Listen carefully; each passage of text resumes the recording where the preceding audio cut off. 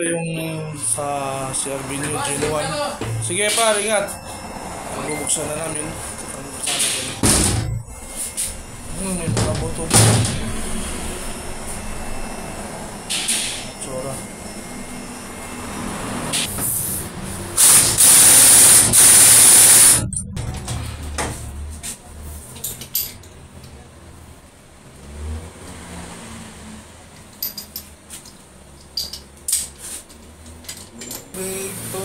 May tubig sa loob.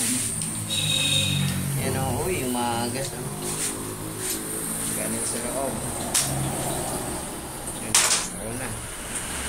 Naunang umagas.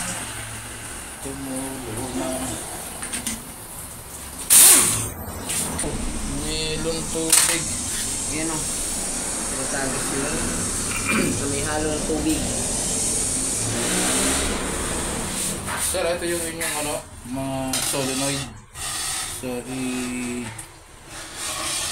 i-calibrate natin yan kasi may halong tubig yung inyong transmission. So, posibleng nagkaroon to ng problema. Pero, susuriin muna natin maigi. Ina-advise lang namin kayo na kung halimbawang magkaroon to ng problema, nagkaroon to ng tubig.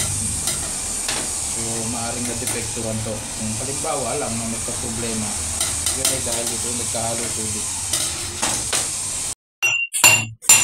Ayan yung kanyang tawag niya, kuya? Inner joint. Inner joint. Ayaw matanggal. Nag-lock.